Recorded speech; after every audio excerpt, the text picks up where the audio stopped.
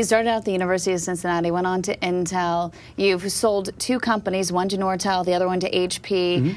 And I thought you were going to retire at some point, but you're back at Jive. Yeah. Why? I thought I was done. You could be out playing golf. I know. I was. I saw something that I hadn't seen in a very long time, ever since I saw the Intel microprocessor go inside the IBM personal computer.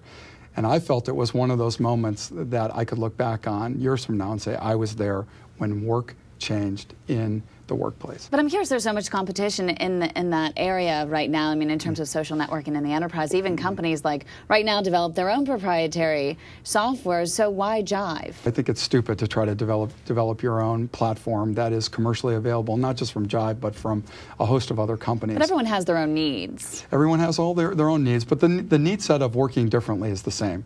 The ability to get in a community and collaborate and ask questions and move projects along and move sales campaigns along and marketing projects along is the same in every company. So that's no different. Well, then you're almost talking about competing with Salesforce's Chatter.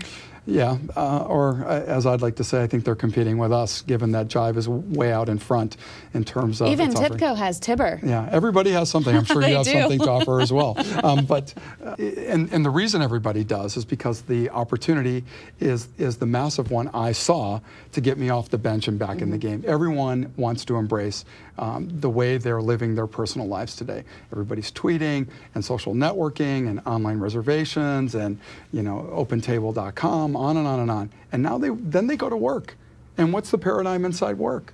It's using email, and it's 20-year-old application systems from those very companies you just described. Nothing new has come in the enterprise. And it's upsetting because we've already fallen behind. Yeah, everyone is behind. And so we see this paradigm in our personal lives, and then we come to work and it's not present. Well, what happens when Facebook starts offering it in the enterprise? I don't believe that Facebook is interested in the enterprise. But if they were. It's too dinky. I mean, it's only a, tens of billions of dollar market versus the $100 billion plus market that they enjoy in advertising in the personal space.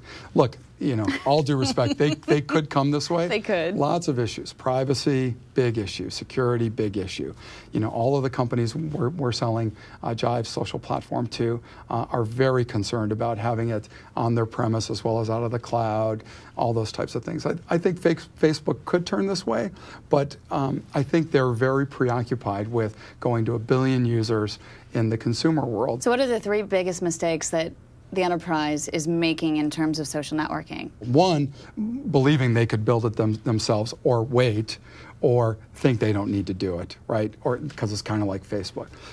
The second one could be to rely on an existing provider to provide it, be it Microsoft or IBM because we're present here already, or an existing application provider. Because then you couldn't sell to them. Well, yes, but they'll fail, using it accordingly, because it has to be purpose-built.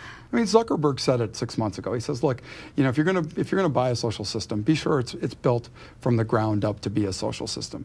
And the third one is waiting, thinking this is just a fad or a phenomenon that's going to pass the use of social technologies in the enterprise. Don't wait. No, it's only going to get even greater. I mean, there's all the talk of the millennials, right? That half the workforce becomes made up of millennials in the next 4 years, and it's true, right? I remember Steve Jobs saying, a couple of years ago when asked about what's your strategy for the enterprise, at Apple? And he said, my strategy for the enterprise is having every consumer on the planet buy iPods and iPhones and MacBook Pros and what have you. And it worked. And it worked. And why? Because everybody brings them inside. Well, thanks to Facebook and Twitter and all those other technologies in the consumer world, it's working in creating the demand to work differently in the enterprise. And it's not just the millennials. Look, the benefits are clear.